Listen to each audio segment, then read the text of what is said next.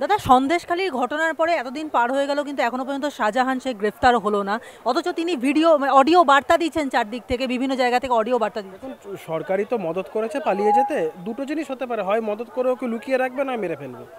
কারণ ওর লিঙ্ক যদি ওর সাথে নারায়ণ গোস্বামীর লিঙ্ক, নারায়ণ গোস্বামীর সাথে ফেরেব্বাস ভাইপোর লিঙ্ক দেখেন, তো ও ধরা পড়ে গেলে বিপদ। তো তাই জন্যই তো ওকে বাঁচানোর জন্য এত কিছু করার। আর দ্বিতীয়ত, এই ঘটনাটা যেটা ঘটেছে সন্দেশখালীর একটা স্ক্রিপ্টেড ঘটনা ছিল। সিআরপিএফ ইডিকে অশেষ ধন্যবাদ, তারা গুলি টুলি চালায়নি। কারণ মমতা বন্দ্যোপাধ্যায় এই মুহূর্তে দেখুন মুসলমান লাশ খুঁজছে। সংখ্যালঘু সম্প্রদায় যেভাবে তার দিক থেকে মুখ ফিরিয়ে নিচ্ছে, এর গুলি টুলি চালিয়ে মেরে টেরে দিয়ে একটা সাম্প্রদায়িক রাজনীতির বাতাবরণকে উস্কে দিতে। কিন্তু যেটা বলছেন যে উনি এখন মানে মুসলমান লাশ খুঁজেন, এই যে কথা বলছেন, কিন্তু এখানে দেখা গেল যে উস্তাদ রশিদ খান যখন মারা গেলেন সেখানে কিন্তু তড়িঘড়ি যে আমাদের ফিরহাদ হাকিম তিনি হাসপাতালে ছিলেন, তিনি তড়িঘড়ি সেখানে এসে উপস্থিত হলেন এবং সম্পূর্ণ তত্ত্বাবধানে কাজে লেগে গেলেন। নামটাও ঠিক করে বলতে পারেনি, এত লজ্জার। রশিদ আলী রশিদ আলী বলছিল, মাথা হেট হয়ে যাচ্ছিল বাঙালি হিসাবে। উস্তাদ রশিদ খানের যদি কেউ নামটা ঠিক মতন না বলতে পারে, ফুটেজ খাওয়ার জন্য যাওয়া এক জিনিস আর সম্মান জানানোটা অন্য জিনিস। এখন আমি খুব একটা দিক থেকে আমি খুব ধন্যবাদ জানাবো যে রশিদ খান, উস্তাদ রশিদ খান সাহেবকে যেভাবে সরকার মানে সম্মান জানিয়েছে, গান স্যালুট দিয়েছে, এটা ওনার প্রাপ্য ছিল। এই জায়গা থেকে আমি সরকারকে ধন্যবাদ জানাবো। কিন্তু সাথে সাথে মুখ্যমন্ত্রীকে বলবো, দায়িত্বশীল একজন মানুষ হিসেবে নামটা অন্তত ঠিক করে বলতেন। রশিদ খানের বিষয়ে যেটা জানা যায় যে এর আগে তাকে সরকার এই পুলিশ থেকে ডেকে তাকে বিভিন্ন রকম অপদস্থ করা, রাত্রিবেলা তাকে হেনস্থা করা। হেনস্থা হতে হয়েছিল এবং সেটা আমরা সবাই দেখেছি বিষয়গুলো। আমি আজকে উনি মারা গেছেন, আমি কোনো অহেতুক বিতর্কে যাব না, কারণ উনি আমার অত্যন্ত প্রিয় একজন শিল্পী ছিলেন। আমার অত্যন্ত মানে খুব মানে কি বলবো, আমি জানি আমি কি হারিয়েছি। তো যাই হোক, এটাকে নিয়ে ওনার প্রসঙ্গটা যত কম বলা যায় তত ভালো। একটু অভিষেক বন্দ্যোপাধ্যায়ের প্রসঙ্গে আসি, যে একজন নেতা অভিষেক বন্দ্যোপাধ্যায় যিনি এতদিন পর্যন্ত বিভিন্ন কর্মীদের সভায় গেছেন, তাদেরকে মোটিভেট করার চেষ্টা করেছেন, দিল্লি কাঁপিয়ে এসেছেন এবং পরবর্তীকালে রাজভবনের সামনেও তিনি ধর্নায় বসেছেন, সেখানে লোকসভা নির্বাচনের আগে তিনি একেবারে নিশ্চুপ কেন? তাদের ব্যাপারে মানুষকে অ্যাকচুয়ালি নবীন প্রবীণ দ্বন্দ্বটা কোনো দ্বন্দ্বই না, তাদের নিজেদের দলের কর্তৃত্ব কার কাছে থাকবে তাদের ব্যাপার। এই মানুষকে বোকা বানানোর চেষ্টা চলছে, এইসব ফালতু ইস্যুতে মানুষের মন ডাইভার্ট করানোর চেষ্টা চলছে, রিডান্ডেন্ট। একটা শেষ প্রশ্ন করছি, যে রাম পুজোর ইস্যু নিয়ে আমাদের রাজ্যে কিন্তু পুলিশও পর্যন্ত বাধা দিচ্ছে, যে যেদিনকে আমাদের অযোধ্যায় মন্দির উদ্বোধন হবে সেদিনকে রাজ্য জুড়ে বিজেপি নেতারা চেষ্টা করছেন যেটা রাম পুজোর ব্যবস্থা করতে, রামচন্দ্রের পুজোর ব্যবস্থা করতে। সেখানে কালীঘাটের কাছে একটা রাম পুজোর আয়োজন করতে গিয়ে কোনো একটা একটা ক্লাবকে হাইকোর্টের দ্বারস্থ হতে হয়েছে, এমনটা কি করে হলো? এগুলো অহেতুক রাজনীতি করার। শ্রীরামচন্দ্র সকলের, শ্রীরামচন্দ্রর একটা মন্দির প্রতিষ্ঠা হতে চলেছে অযোধ্যাতে, সেটা বহু বৃহৎ অংশের মানুষের একটা সেন্টিমেন্ট তাতে জড়িয়ে আছে।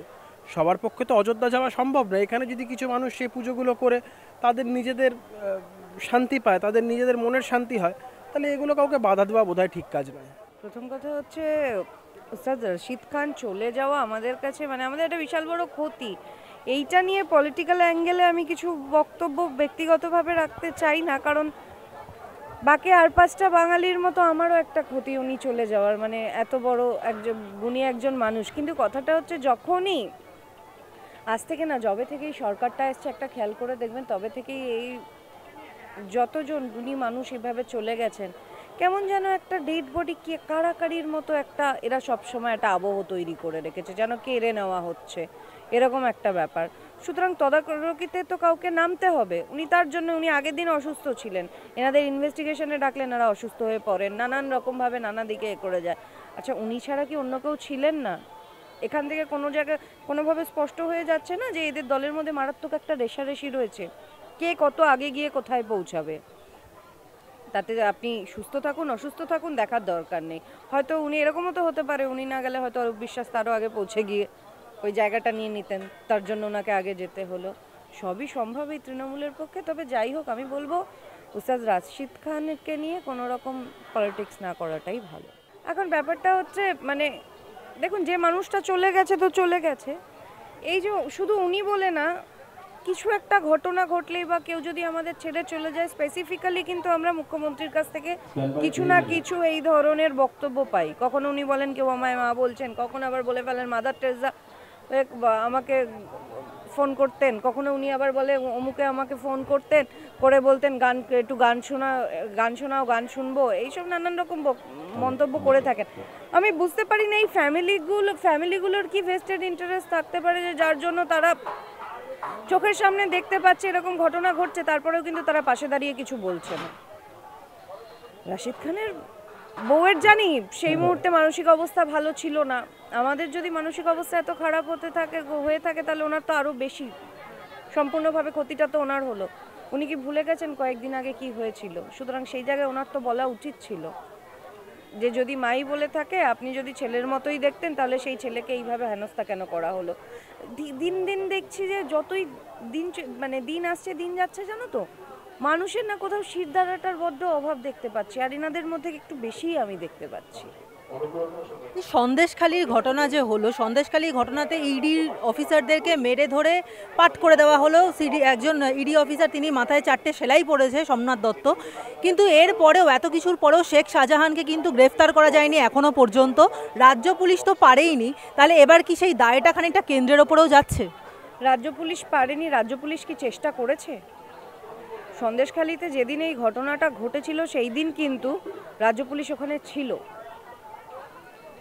ইডি সন্দেশখালির যে ইনচার্জ, মানে ওখানকার লোকাল থানার যে ইনচার্জ ছিল, তাকে না জানিয়ে ইডি যায়নি, তাকে জানিয়েই গেছে, থানার কাছে খবর ছিল, তারপরেও এরকম বিশৃঙ্খলা তৈরি হলো।